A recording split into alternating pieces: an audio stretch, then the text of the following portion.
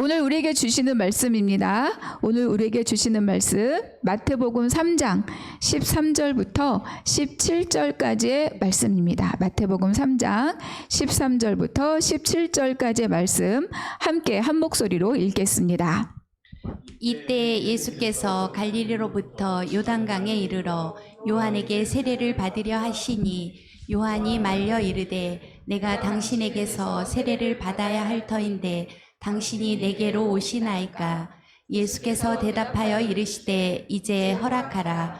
우리가 이와 같이 하여 모든 의를 이루는 것이 합당하니라 하시니 이에 요한이 허락하는지라. 예수께서 세례를 받으시고 곧 물에서 올라오실새 하늘이 열리고 하나님의 성령이 비둘기같이 내려 자기 위에 임하심을 보시더니 하늘로부터 소리가 있어 말씀하시되 이는 내 사랑하는 아들이요 내 기뻐하는 자라 하시니라. 아멘. 우리 함께 예배에 오신 우리 공동체 한 분 한 분에게 이렇게 인사하겠습니다. 빛이 있으라. 네, 한 번 더 축복하겠습니다. 복이 될지라. 네, 우리 모두 각자가 빛이 되고 복이 되는 은혜가 있기를 바랍니다. 아멘. 자, 우리는 지난 시간에 세례 요한에 대해서 함께 살펴봤습니다. 그렇죠? 광야에 외치는 자의 소리로서 구속사의 전면에 이제 세례 요한이 등장을 했습니다. 그래서 세례 요한에 대해서 우리가 생각해 볼 때 첫째 뭐였죠? 소리다. 그렇죠? 소리는 그래서 메시지이다. 그러니까 소리는 형체가 없습니다. 그리고 메시지만 있죠. 그래서 메시지가 중요합니다. 누가 그 말을 하는지에 집중하는 것이 아니라 그 메시지의 내용, 그것이 더 중요하다. 이렇게 말씀을 드렸습니다.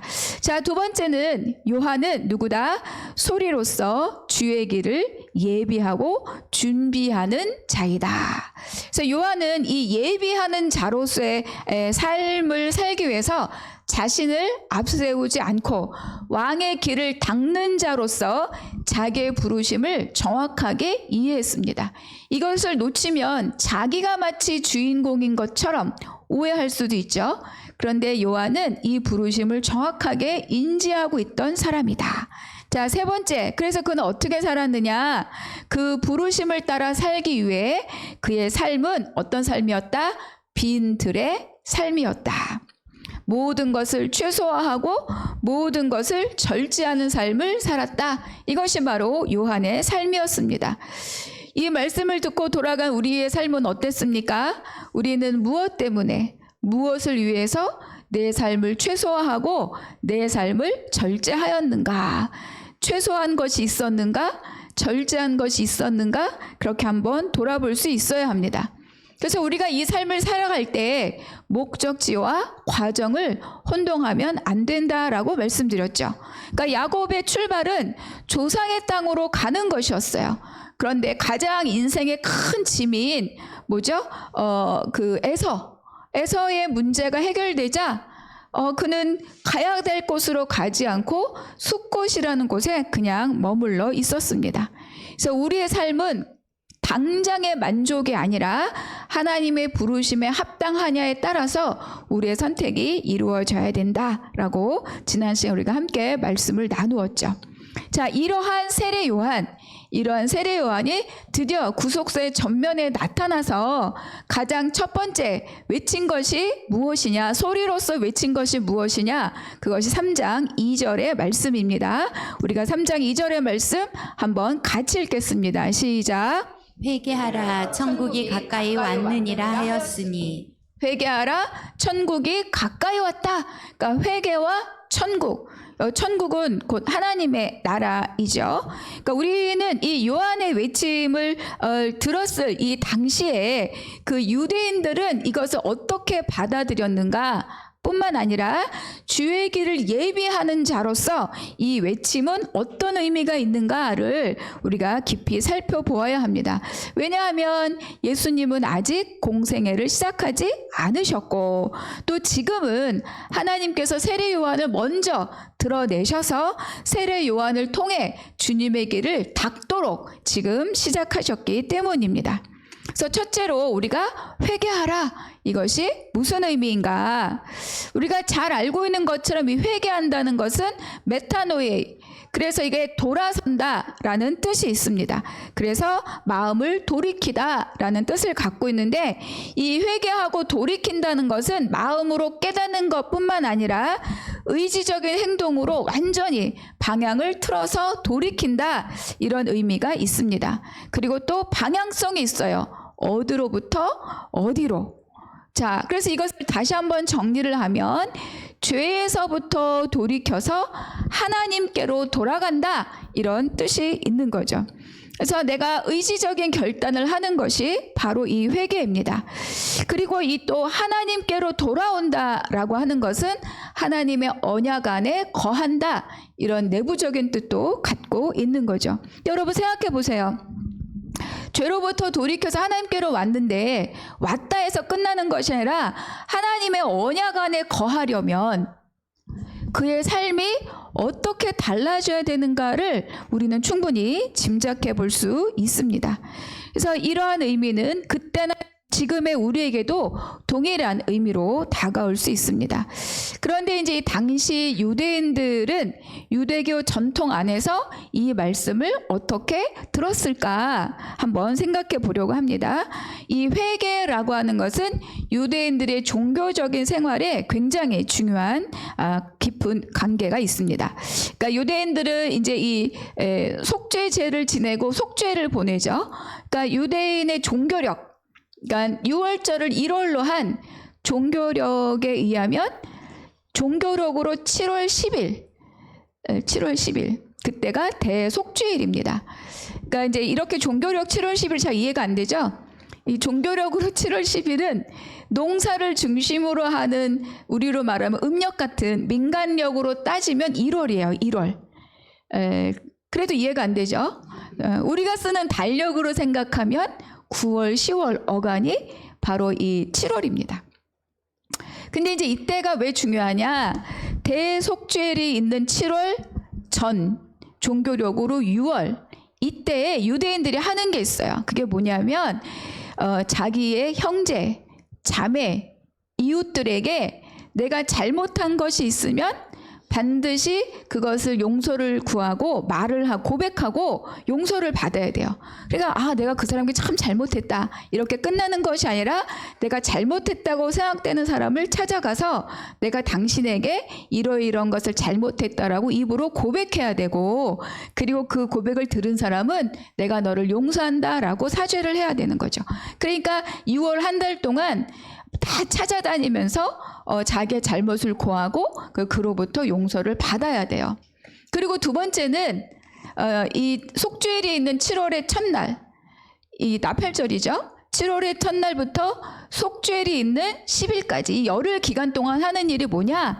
하나님께 내가 잘못했다라고 하는 것들을 또 하나님 앞에 나가서 이것을 고백하고 또 죄사함을 청하는 거를 해야 돼요. 그러니까 결국은 6월 한 달, 7월 열흘, 이 기간이 다 쫓아다니면서 내가 너에게 이걸 잘못했어, 내가 당신에게 이걸 잘못했어, 내 입으로 고백하고, 그리고 그것에 대한 사함을 받아야지 대속죄일에 하나님 앞에 설 수 있다. 이것이 이제 유대교의 전통입니다. 그러니까 곧 사람과 하나님 앞에 내 죄를 고백하고 자백하는 게 이들에게는 굉장히 중요하죠. 그래서 그렇지 않다면 대속죄일에 하나님 앞에 설 수 없다는 거야. 그리고 내가 하나님 나라 천국에 들어갈 수 없다. 그래서 이 회개와 천국은 굉장히 그들의 종교적인 관습에서 뗄래야 뗄 수 없는 굉장히 중요한 과정 중에 하나입니다. 그런데 이제 요한이 회개하라, 천국이 가까이 왔다라고 선포한 것이 정말 그것만의 의미이냐 좀 생각할 필요가 있는 거죠. 그러니까 요한이 말하는 회개가 죄 고백 그리고 속죄일에 당당하게 나가기 위한 어떤 과정 정도로만 끝나는 것이 아니라는 것입니다. 왜냐하면 그것은 율법을 지키고 그리고 그것으로 아브라함의 자손이라고 자신하고 있는 사람들, 바리새인이나 사두개인들, 그리고 이것을 자기들이 잘 지키고 있고 그것을 통해서 하나님의 의를 이루고 있다고 자신하고 있는 그 사람들에게 독사의 자식들아 라고 이 요한이 정죄하고 지적한 거죠. 그러니까 종교적인 관습대로 죄를 고백하고 사함을 받고 또 하나님 앞에 제사를 드릴 때 부끄러움이 없고 깨름직하지 않고 이런 정도로만 요한이 이거를 선포했다면 주의 길을 예비하는 자로서의 사명에 비하면 크게 의미가 없는 것이 아닌가. 그렇죠? 그러니까 우리가 대부분은 내가 마음에 뭔가 이렇게 죄책감이 있을 때 우리가 그거를 내 어떤 행동으로 씻어낼 때가 많이 있죠. 많이 운다든지 또 뭔가를 한다든지 이것으로 나의 죄책감의 부담을 덜어낼 경우가 우리가 종종 있어요. 그럼 우리가 종교적인 습성들이 우리 안에도 있죠. 그러니까 유대인들은 그러한 관습적인 행동을 했었다는 거예요. 그런데 요한이 과연 회개하라 천국이 가까이 왔다라는 것이 그 정도로 끝나는 것은 분명히 아닐 것이다. 그래서 요한이 회개하라 천국이 가까이 왔다라는 말은 굉장히 다른 의미로 이렇게 들려지는 것입니다. 무엇이냐? 삶의 방식을 돌이켜라. 새로운 질서가 왔다는 거예요. 그러니까 지금까지 살던 대로 너희가 생각했던 대로 너희의 주장하던 대로 살면 안 된다. 새로운 질서에 따라 살려면 너희의 삶의 방식을 바꾸어라. 이런 뜻입니다. 왜냐하면 예수 그리스도가 왕으로 오셨습니다.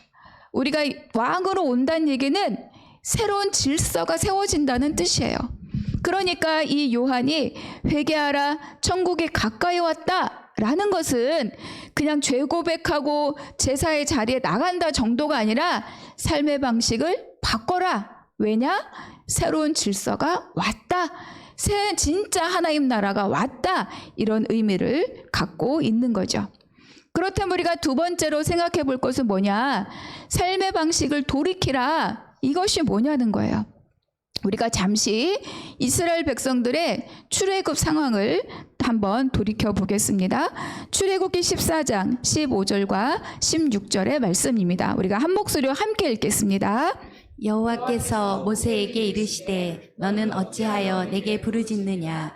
이스라엘 자손에게 명령하여 앞으로 나아가게 하고 지팡이를 들고 손을 바다 위로 내밀어 그것이 갈라지게 하라. 이스라엘 자손이 바다 가운데서 마른 땅으로 행하리라. 우리가 너무 잘 알고 있는, 심지어 예수를 믿지 않고 교회를 다니지 않아도 이 사건은 기적 사건으로 많이들 알고 있는 내용들이에요.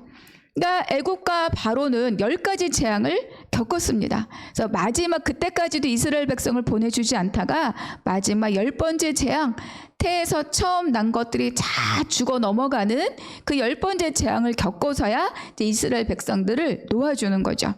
그러니까 이스라엘 백성들은 그때 막 헐레벌떡 나가는 거예요. 유월절 음식을 먹고 또 숙성되지 않은 이 떡반죽을 어깨에 메고, 그리고 그 애굽 사람들로부터 받은 은금 패물을 지고, 그리고 막 자녀들을 이끌고 이렇게 막 애굽을 탈출해 갑니다. 그런데 하나님께서는 분명히 젖과 꿀이 흐르는 땅으로 간다라고 말씀을 하셨지만 가까운 길로 인도하지 않고 홍해 광야길로 이 백성들을 인도하셨습니다. 그러니까 어떻게 되었습니까? 앞에 이제 홍해가 가로막고 있고 뒤늦게 애굽이 자각을 한 거죠. 바로가 아니 내가 이들을 왜 보냈지? 그 병거 그리고 군대가 이들을 추격해 옵니다. 그러니까 앞에는 홍해가 가로막고 있고 뒤에 애굽 군대가 따라오는 것을 본 이 이스라엘 백성들이 난리가 난 거죠. 왜 우리를 데리고 나왔느냐? 그렇죠? 애굽에 매장지가 없어서 끌고 나왔느냐?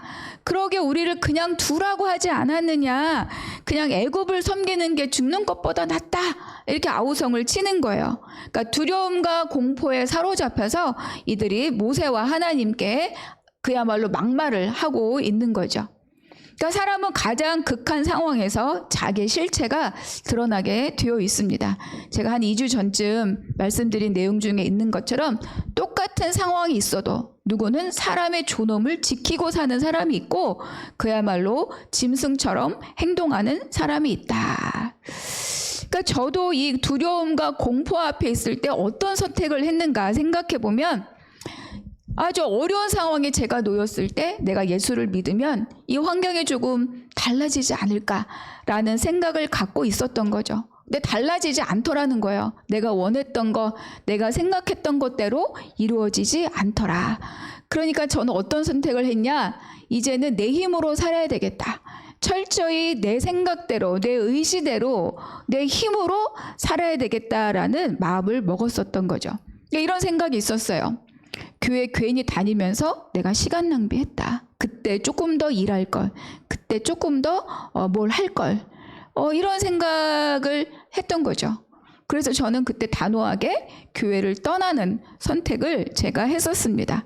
그러니까 그 길은 목사냐 뭐 권사냐 장로냐가 아니라 하나님의 백성으로 우리를 부르신 가나안에까지 가려고 애고부에서부터 불러내신 그 하나님의 부르심에 대한 거역이었는데 저는 그때 그걸 몰랐고 내 힘으로 열심히 사는 것이 살 길이라고 생각했고 그것을 내가 의지했던 겁니다. 그러니까 이스라엘 백성도 마찬가지인 거예요. 당장 죽겠구나 싶으니까 나오지 말걸, 듣지 말걸, 하지 말걸, 그대로 있을걸 이런 생각들을 하게 되는 거죠. 그러고 보니까 우리가 언제 나가겠다고 했느냐, 왜 네 멋대로 끌고 나왔느냐 이런 말을 하게 된 거죠. 그때 아까 이 말씀이 그때 하나님께서 모세에게 주셨던 말씀입니다. 그러니까 밤새 동풍이 불어서 이 홍해가 갈라졌죠. 그래서 이스라엘 백성들은 마른 땅을 지나게 되었다. 그러니까 이스라엘 백성들이 마른 땅을 지나고 나자 그들을 추격해 들어온 이 애굽의 군대 위로 물이 덮쳐서 어떻게 돼요? 그 애굽 군대와 병거는 다 물에 잠겨 죽게 되었습니다. 그러니까 홍해를 건너기 전까지 이스라엘 백성들은 애굽을 나왔으니 애굽의 추격을 받고 있었어요. 그렇죠? 근데 홍해를 건넌 후에야 비로소 애굽의 추격에서 자유롭게 됩니다. 더 이상 애굽의 추격이 없는 거죠. 이것으로 홍해를 건너는 것으로 애굽과 완전한 단절을 이루었습니다.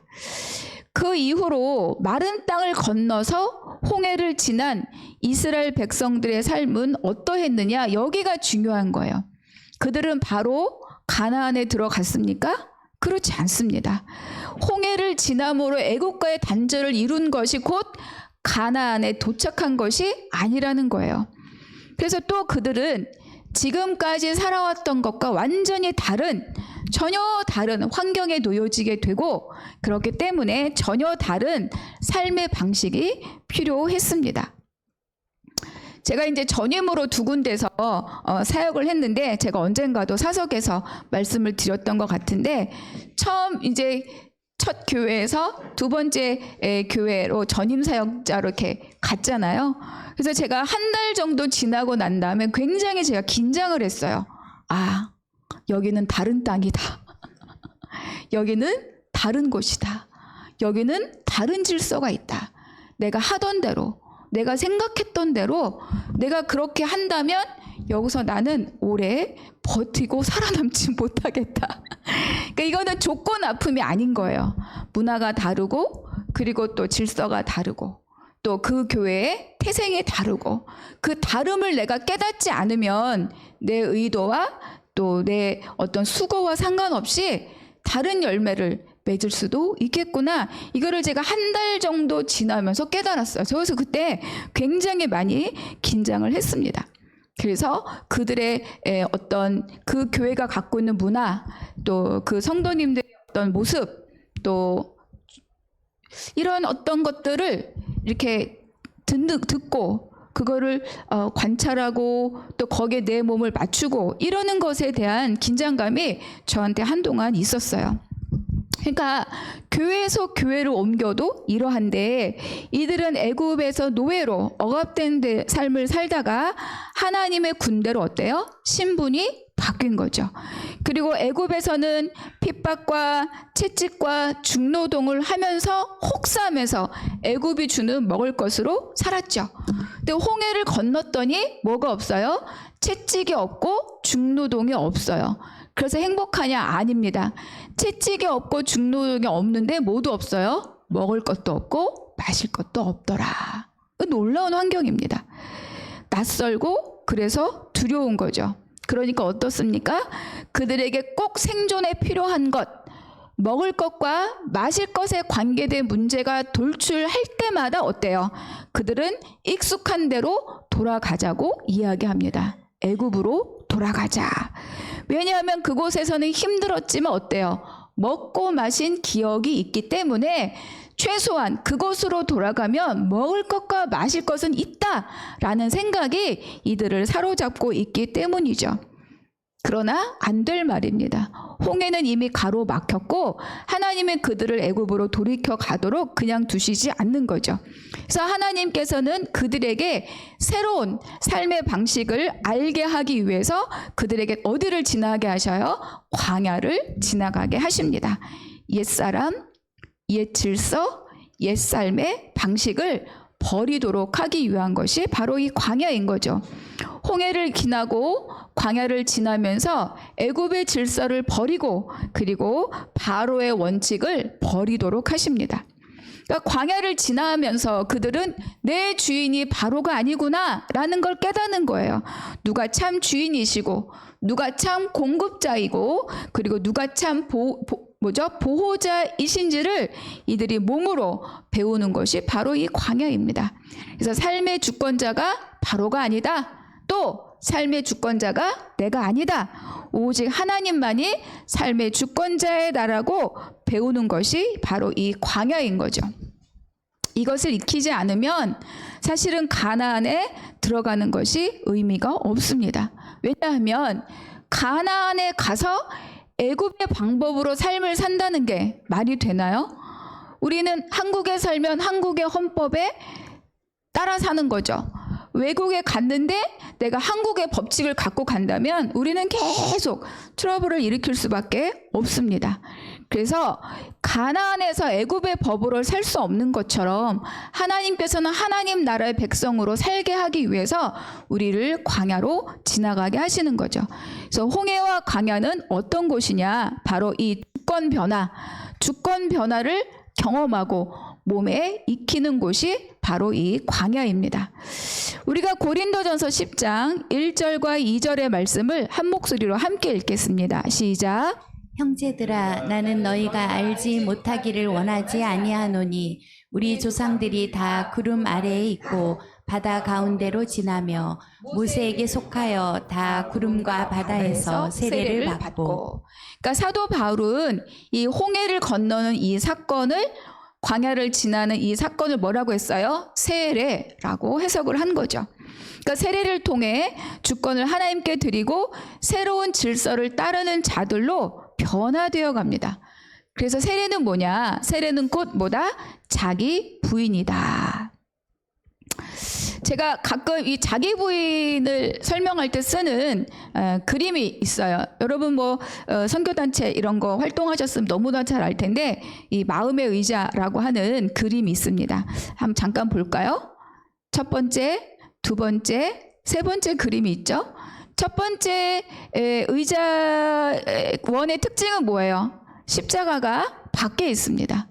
그러니까 복음 밖에 있는 사람이라는 거예요. 그러니까 우리가 전도해야 될 사람이죠. 이 사람은 당연하게 삶의 주인의 의자에 누가 앉아 있어요? 내가 앉아 있죠. 그렇죠? 사실 이 사람은 복음을 모르는 사람이기 때문에 현재 우리에게는 전도의 대상이지만 우리의 삶의 중요한 부분이 아니에요. 중요한 건 두 번째와 세 번째 그림입니다. 자, 두 번째 원을 보면 어때요? 십자가가 원 안에 들어가 있습니다. 이건 뭐예요? 예수를 믿는 사람이라는 뜻이죠. 그런데 그 주인의 의자에 누가 앉아 있습니까? 바로 내가 앉아 있습니다. 그러니까 예수를 믿고 예배를 드리지만 누가 주인이에요? 내가 주인인 사람, 내 의지대로 사는 사람입니다. 제가 하나님을 떠났던 것처럼. 그래서 이 첫 번째 그림에 있는 마음과 두 번째 있는 그림에 있는 마음은 거의 변화가 없어요. 무질서하고. 그렇죠? 자기가 주인이 되어서 사는 삶은 교회를 다닌다로 해결되는 게 아니라는 것을 우리에게 말씀해 주고 있습니다. 그러니까 내가 주인이 사는 삶은 질서와 관련이 없는 거죠. 자, 그래서 세 번째 그림의 가장 중요한 특징이 있죠. 뭐예요? 주인의 의지에 누가 계십니까? 예수 그리스도가 계시고 나는 그 발 아래에 내려와 앉아 있습니다. 그러니까 결국 누구죠? 삶의 주인이 예수님이다라는 거죠. 그래서 주변의 작은 원들이 다 질서 정연하게 놓여 있는 것을 발견할 수 있습니다. 따라서 예수를 믿는 삶이란 뭐냐? 자기를 부인하고, 이게 반드시 있어야 되는 거예요. 자기를 부인하고 하나님 뜻 안에 거하고 하나님을 왕으로 모시는 삶이다. 이렇게 정의해 볼 수 있습니다. 그러니까 이것이 하나님 나라를 살아가는 삶의 방식인 거죠. 그러니까 요한의 외침, 회개하라, 천국이 가까워 왔다라는 것은 어떻게 바꿀 수 있다고요? 삶의 방식을 바꾸어라. 그렇죠? 새 질서가 왔다. 이거입니다. 그러니까 요한의 외침은 바로 이러한 삶으로의 초대를 하고 있는 거예요. 단순히 죄 씻음에서 끝나는 것이 아니고 오직 이 땅의 왕으로 오신 바로 예수님을 따르는 삶으로의 전환을 우리에게 요청하는 거죠. 그래서 이것이 바로 우리에게 있어서의 세례의 스피릿입니다. 자, 그렇다면 예수님의 세례는 과연 뭐냐? 우리가 13절의 말씀 함께 읽겠습니다. 시작. 이때 예수께서 갈릴리로부터 요단강에 이르러 요한에게 세례를 받으려 하시니. 우리가 잘 알고 있는 것처럼 예수님도 세례를 받으셨어요. 그러니까 요한이 세례를 베풀고 있는 요단강으로 이제 이 예수님이 오신 거죠. 그런데 14절과 15절 또 함께 읽겠습니다. 시작. 요한이 말려 이르되 내가 당신에게서 세례를 받아야 할 터인데 당신이 내게로 오시나이까. 예수께서 대답하여 이르시되 이제 허락하라. 우리가 이와 같이 하여 모든 의를 이루는 것이 합당하니라 하시니 이에 요한이 허락하는지라. 그러니까 예수님이 요한에게 세례를 받으러 오시니까 요한이 얼마나 당황했겠어요. 그렇죠? 그러니까 요한복음에는 이렇게 기록되어 있습니다. 요한복음 1장 29절의 말씀인데 제가 읽어드릴게요. 이튿날 요한이 예수께서 자기에게 나오심을 보고 이르되 보라, 세상 죄를 지고 가는 하나님의 어린 양 이로다. 그러니까 예수님이 이렇게 나오는 걸 봤을 때 요한은 알았던 거예요. 이가 누구이신지. 그렇죠? 분명하게 알았습니다. 그렇기 때문에 차마 자기 손으로 세례를 행할 수 없다라고 생각한 거죠. 아니, 어떻게 내가 세례를 주십니까? 내가 당신께 오히려 세례를 받아야 하는데, 그런데 주님이 이렇게 말씀하십니다. 이제 허락하라. 우리가 이와 같이 하여 모든 의를 이루는 것이 합당하니라. 그러니까 예수님께서 지금 요한에게 세례를 받으러 오시는 분명한 이유가 있다는 것을 우리에게 알려주고 있습니다. 자, 그 첫 번째 이유가 뭐냐? 바로 이스라엘에 나타내려 함이다라는 것입니다. 우리가 요한복음 1장에 있는 말씀 31절 말씀인데 같이 읽겠습니다. 시작. 나도 그를 알지 못하였으나 내가 와서 물로 세례를 베푸는 것은 그를 이스라엘에 나타내려 함이라 하니라. 하나님의 때가 되었을 때 빈들에 있던 세례 요한을 하나님께서 이스라엘에게 드러나게 하셨다. 그렇죠? 이제는 두 번째 뭐예요? 하나님의 때가 되어서, 그렇죠, 무명으로 있고 아무도 알지 못하는 이 예수님을 세상에 드러내려 하신다. 그것을 어디로 부르시는 거였어요? 이 세례의 자리로 부르신 것입니다. 그러니까 이거는 하나님께서 구속사 안에 작정하신 일이니까 네가 하냐 내가 하냐를 우리가 선택할 수 없다는 거예요. 그러니까 요한도 이것을 알았기 때문에 예수께서 요한에게 세례를 받으러 오실 때 세례를 베풀어야 되겠다라고 생각을 할 수밖에 없는 거죠. 이제 예수님이 세상 앞에 드러날 때가 되었다. 하나님의 시간이 되었다라는 것입니다. 자, 두 번째 이유는 뭐냐? 바로 읽어보겠습니다. 시작. 하나님의 뜻에 순복함의 이유가 있다. 하나님의 뜻에 순복함입니다. 그러니까 세례 요한이 회개하라 천국이 가까이 왔다라고 하는 이 외침의 깊은 의미를 깨닫는 유대인들은 사실 그렇게 많지는 않았을 것 같아요. 그들은 그저 종교적인 형식을 따라서 정결함의 의미로 이 세례를 받았을 것입니다. 그러나 예수님은 구속사를 위하여서 이 세례를 받고자 하였던 거죠. 유대인이었습니다. 예수님도. 그렇죠? 유대인이었고 유대인으로 태어났고 유대인의 관습 속에서 자라온 분이 바로 이 예수님입니다. 유대인들 속에서 유대인의 모습으로 계셨고 또 아까 요한이 말한 것처럼 세상 죄를 짊어질 죄인의 모습으로 계셨습니다. 또 율법보다 높은 분이지만 율법 아래에 사셨죠. 왜? 난지 8일 만에 예수님도 할례를 받았거든요. 그러니까 율법보다 높은 분이지만 율법 아래에 계셨고 또 뭐예요? 율법의 완성을 위하여서 그 삶을 드린 분이 바로 이 예수님인 거죠. 그래서 사람으로 오셨기 때문에 사람의 일상 안으로 들어온 것이 바로 이 세례가 우리에게 말씀해주고 있는 것입니다. 그래서 이것이 바로 예수님의 자기 부인인 거죠. 그러니까 하나님의 본체이시고 하나님이시지만 성부 하나님의 구속사에 철저하게 자기 삶을 드리는 외적인 시작이 바로 이 세례로부터 출발한다라고 우리에게 가르쳐주고 있습니다. 그러니까 하나님의 통치에 전적으로 굴복하고 하나님의 뜻을 따르는 삶을 시작하셨다. 이것을 통해서 그리고 자기와 죄인들을 동일시 하셨다. 죄인의 모습으로 세례를 받는 거예요. 예수님이 죄가 있어서가 아닙니다. 어린 양의 모습으로 모든 사람이 죄를 짊어갈 뿐이기 때문에 죄인의 모습으로 우리와 동일시된 거죠. 이것이 너무 중요한 시작입니다.